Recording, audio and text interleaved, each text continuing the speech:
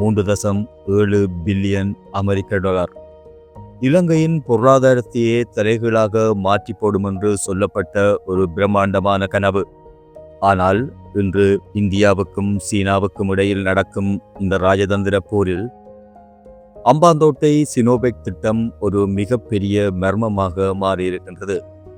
உண்மையிலேயே சீனா பின்வாங்குகின்றதா அல்லது இலங்கை அரசாங்கத்தை பணிய வைக்க ஒரு தந்திரத்தை கையாள்கின்றதா என்ற சந்தேகம் வலுக்கின்றது. ஜேவிபியின் இந்திய நெருக்கம் சீனாவை எந்தளவுக்கு காயப்படுத்தி இருக்கின்றது? எல்லாவற்றுக்கும் மேலாக பெட்ரோல் விலை குறையும் என்று கனவு கண்ட சாதாரண மக்களின் எதிர்பார்ப்பு நிறைவேறுமா? இந்த காணொளியில் கொஞ்சம் ஆழமாக பார்ப்போம்.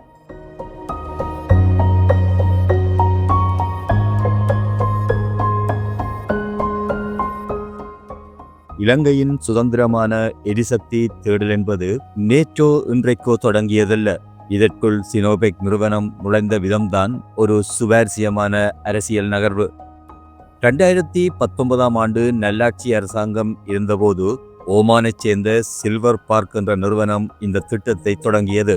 ஆனால் நிதி பற்றாக்குறையால் இது பாதியிலேயே கைவிடப்பட்டது. பின்னர் 2023 ஆண்டு ரணில் விக்ரமசிங்க அரசாங்கமே சினோபெக் நிறுவனத்துக்கு பச்சை கொடி காட்டியது. இலங்கையின் மிகப்பெரிய நேரடி முதலீட்டு திட்டமாக இது அப்பொழுது அறிவிக்கப்பட்டது. 2024 ஆண்டு ஜேவிபி தலைமையிலான புதிய அரசாங்கம் பதவிக்கு வந்ததும் இந்த திட்டம் மறுபரிசீலனை செய்யப்பட்டு புதிய ஒப்பந்தமாக எழுதப்பட்டது. ஆரம்பத்தில் சினோபெக் நிறுவனம் என்ன சொன்னது தெரியுமா? நாங்கள் வெறும் சுத்திகரிப்பு நிலையம் மட்டும் அமைக்கப் போவதில்லை, இலங்கையின் எரிசக்தி பாதுகாப்பையே பொறுப்பேற்போம் என்று சொன்னது.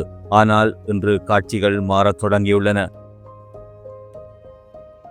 சீனா இப்பொழுது பின்வாங்குவதற்கு பின்னால் சில முக்கியமான காரணங்கள் சொல்லப்படுகின்றது. அதில் முதன்மையானது அதன் லாபம். ஆரம்பத்தில் 80% உற்பத்தியை ஏற்றுமதி செய்வோம் என்று சொன்ன சினோபெக் நிறுவனம் இப்பொழுது இலங்கை மக்களிடமே 100% எரிபொருளை விற்போம் என்று அடம்பிடிக்கின்றது. உண்மையில் இது நடந்தால் இலங்கையின் பெட்ரோலிய கூட்டுத்தாபனத்தை இழுத்து மூட வேண்டியதுதான். அது மட்டுமல்ல, முன்பெல்லாம் சீனா கேட்டவுடனேயே இலங்கை அரசாங்கம் 15 வருட வரிச்சலுகைகளை அள்ளி வழங்கியது. ஆனால் இப்பொழுது IMFின் நிபந்தனைப்படி ₹1 கூட வரிச்சலுகை வழங்க முடியாது. இதுவும் சினோபெக் தனது திட்டத்தை தாமதப்படுத்த ஒரு காரணமாக சொல்லப்படுகின்றது. இவை எல்லாவற்றையும் விட இன்னொரு முக்கியமான காரணம் இருக்கின்றது. அதுதான் புவிசார் அரசியல் அழுத்தம். இந்தியா தனது எல்லைக்கு அருகில் இவ்வளவு பெரிய சீன திட்டம் பெறுவதை தனது பாதுகாப்பு அச்சுறுத்தலாக பார்க்கின்றது. ஜேவிபி தலைவர்கள் இந்தியாவுடன் காட்டும் நெருக்கம் சீனாவுக்கு ஒரு அவநம்பிக்கையை ஏற்படுத்தியுள்ளது. அண்மையில் கூட இந்திய அரசாங்கம் டில்வின் சில்வாவை அழைத்து கௌரவப்படுத்தியது சீனாவுக்கு எரிச்சலை ஊட்டியிருக்கும்.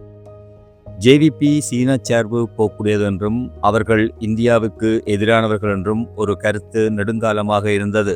ஆனால் தற்பொழுது நிலைப்பாடுகள் மாறுகின்றன. இந்தியா ஜேவிபியை தனது பக்கம் வளைப்பதில் தீவிரம் காட்டுகின்றது. திருகோணமலையில் இந்தியா தனது ஆதிக்கத்தை நிலைநாட்டி வருவது சீனாவுக்கு பிடிக்கவில்லை. இந்த ஈகோ யுத்தம்தான் சினோபெக் திட்டத்தின் இழுவறைக்கு உண்மையான காரணம். சினோபெக்கின் இந்த திட்டம் மட்டும் சரியாக நடந்திருந்தால் 1 லிட்டர் எரிபொருள் குறைந்தது ₹20 குறைந்திருக்கும். 3.7 பில்லியன் டாலர் நாட்டுக்குள் வந்திருந்தால் ரூபாயின் பெறுமதி வலுவடைந்திருக்கும். ஆனால் இந்த இழுபறியால் மக்களின் கனவு தள்ளி போய்கொண்டே இருக்கின்றது. சர்வதேச முதலீட்டாளர்கள் மத்தியிலும் இது அவநம்பிக்கையை உருவாக்கியுள்ளது.